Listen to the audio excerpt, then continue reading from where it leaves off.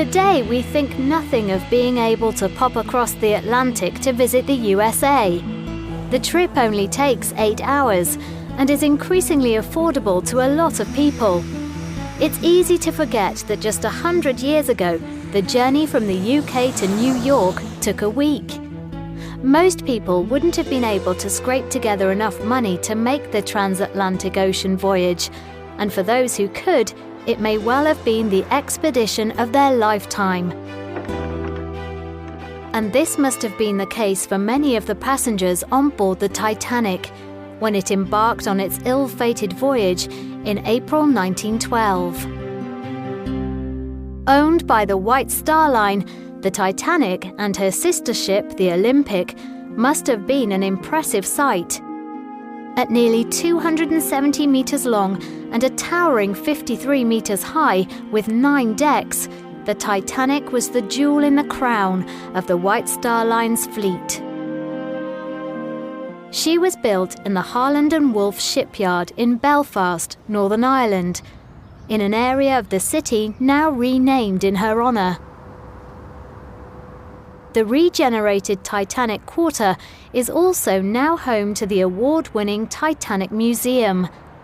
Since its opening in 2012, it has attracted over 500,000 visitors a year and brought in millions of euros to the local economy. In a building designed to look like the bow of a ship, the museum now dwarfs the Harland and Wolff offices where the Titanic was designed. The Titanic left the port of Southampton on the south coast of England on the 10th of April 1912.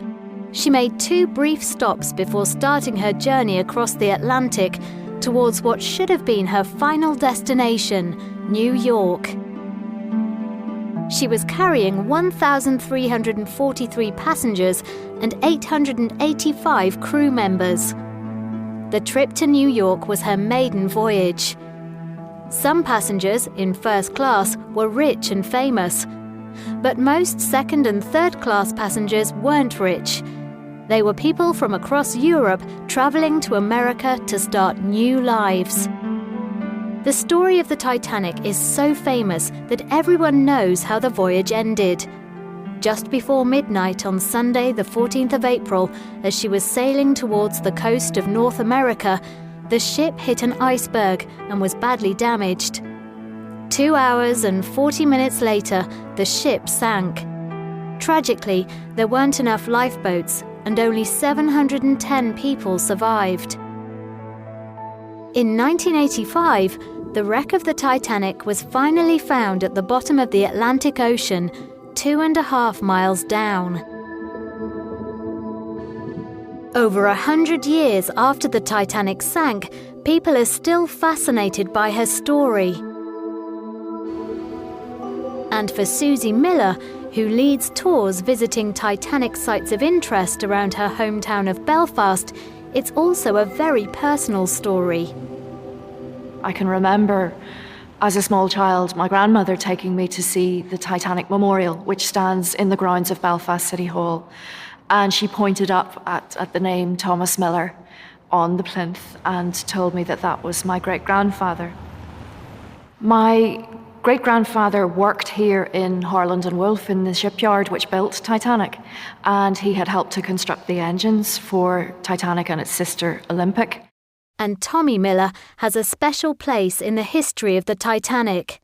He's unique. He's the only one of the crew who worked on the construction of Titanic for Harland and Wolff and then worked for White Star as one of the crew.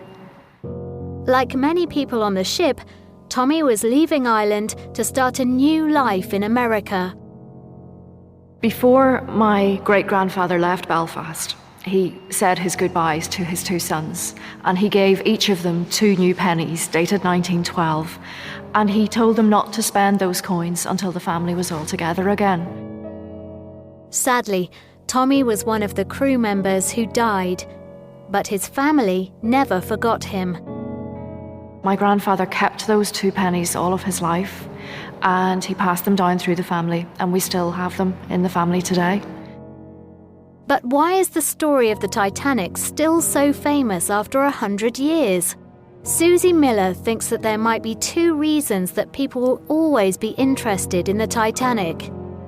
You've got the biggest ship in the world, with the richest people in the world and the poorest people in the world, sailing across the Atlantic, and on the maiden voyage, it hits this iceberg and it's a disaster.